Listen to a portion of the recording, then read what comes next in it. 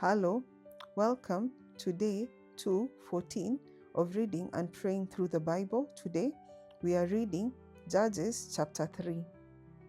Now these are the nations which the Lord left, that he might test Israel by them, that is, all who had not known any of the wars in Canaan. This was only so that the generations of the children of Israel might be taught to know war, at least those who had not formerly known it. Namely, 5 lords of the Philistines, all the Canaanites, the Sidonians, and the Hivites who dwelt in the mountain Lebanon, from Mount Baal Hermon to the entrance of Hamath. And they were left that he might test Israel by them, to know whether they would obey the commandments of the Lord, which he had commanded their fathers by the hand of Moses. Thus the children of Israel dwelt among the Canaanites, the Hittites, the Amorites, the Perizzites, the Hivites, and the Jebusites. And they took their daughters to be their wives, and gave their daughters to their sons, and they served their gods. So the children of Israel did evil in the sight of the Lord. They fought the Lord their God, and served the Baals and Asherahs. Therefore the anger of the Lord was hot against Israel, and he sold them into the hand of Cushan Rishathaim, king of Mesopotamia. And the children of Israel served Cushan Rishathaim 8 years. When the children of Israel cried out to the Lord raised up a deliverer for the children of Israel, who delivered them, Othniel, the son of Kenaz, Caleb's younger brother.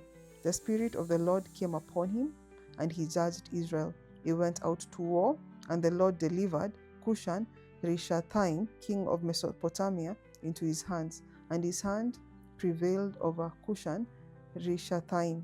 So the land had rest for 40 years. Then Othniel, the son of Kenaz, died. And the children of Israel again did evil in the sight of the Lord. So the Lord strengthened Eglon, king of Moab, against Israel, because they had done evil in the sight of the Lord.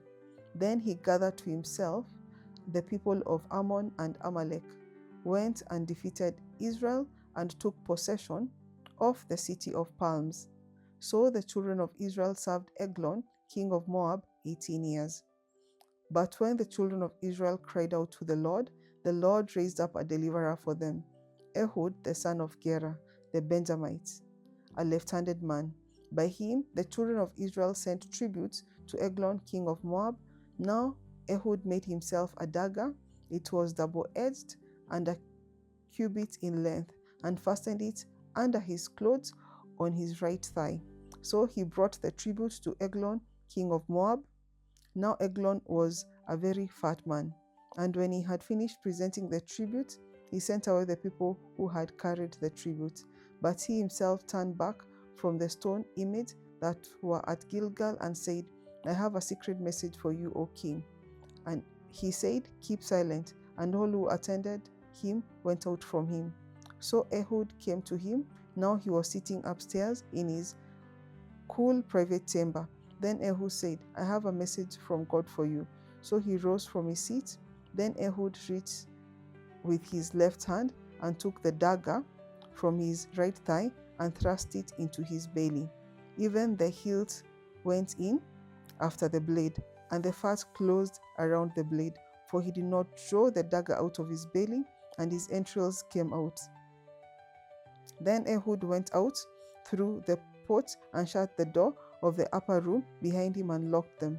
When he had gone out, Eglon's servants came to look, and to their surprise, the door of the upper room were locked. The doors of the upper room were locked. So they said, he is probably attending to his needs in the cool chamber. So they waited till they were embarrassed, and still he had not opened the doors of the upper room.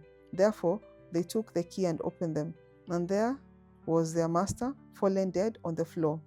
But Ehud had escaped while they delayed, and passed beyond the stone image, and escaped to Seirah. And it happened, when he arrived, that he blew the trumpet in the mountains of Ephraim, and the children of Israel went down with him from the mountains, and he led them. Then he said to them, follow me, for the Lord has delivered your enemies, the Moabites, into your hands. So they went down after him, seized the fords of the Jordan leading to Moab, and did not allow anyone to cross. And at that time they killed about 10,000 men of Moab, all stout men of valor, not a man escaped. So Moab was subdued that day under the hand of Israel, and the land had rest for 80 years.